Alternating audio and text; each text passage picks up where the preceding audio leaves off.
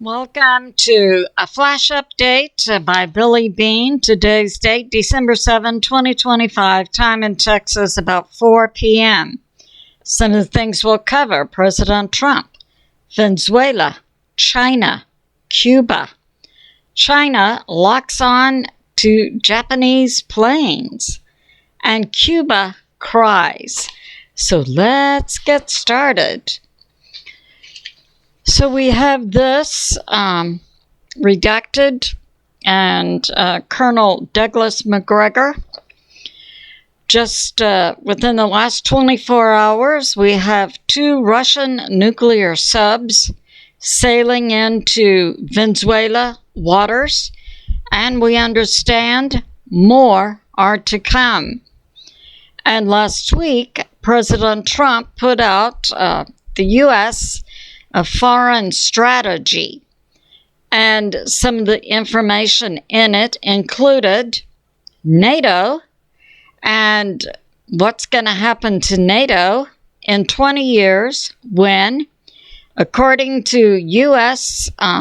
foreign policy strategy, in 20 years Europe will be in a collapse of its civilizations, and it's expected NATO will collapse. Now, information is coming out that Germany soon, as soon as their nationalist political party gains more traction, that Germany will soon also, within the year, drop out of NATO and drop out of the EU. So we see the U.S. strategy coming to be in the near future. The U.S. strategy also cited that there are 3 major powers in the world today: U.S., Russia, and China.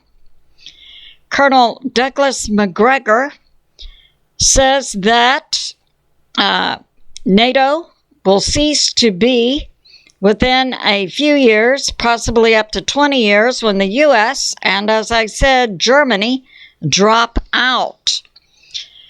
And part of the strategy for the U.S. hitting Venezuela is to take China out of the Northern Hemisphere. China is heavily embedded in Venezuela and in many South American nations. So this action by the U.S. against Venezuela, yes, take down the cartels, and yes, share in oil revenue, but it's coming out that the primary goal by the U.S. hitting Venezuela is to take China down inside Venezuela and in the Northern Hemisphere. And we have this from New York Prepper, that China has launched another hit on Japan. China is now engaging in the past 3 to 4 days in military moves against Japan, being like going up to the line, I dare you to take more action. I have put forth, and it is my position, that Japan is making these moves, China is making these moves on Japan right now in an attempt to intimidate the U.S. because there are 23 U.S. military bases there. China is taking this action against Japan and the U.S. military in Japan as a result of President Trump quite evidently soon going to make a hit on Venezuela. And as I brought out, it's coming out that the real goal of the U.S. hitting Venezuela is to take China out of Venezuela and the Northern Hemisphere. So that's going on. So we saw today Chinese planes locking on to Japanese planes You know, a lock-on is when one plane puts a laser light on another plane, locking on, preparatory to hitting the plane. So China, 2 Chinese planes locked on 2 Japanese planes near Okinawa. That's where a major U.S. military base is located. And China's threat, I believe, to Japan is in response to the U.S. threat to China in Venezuela. And over the U.S. today, we have doomsday planes up in the air, as well as surveillance planes.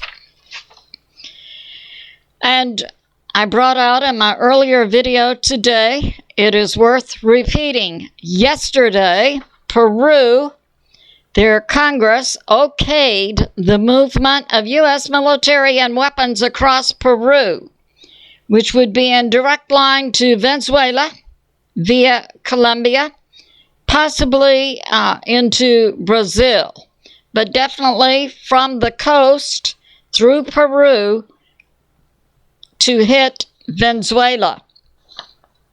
So that's going on. And we have this.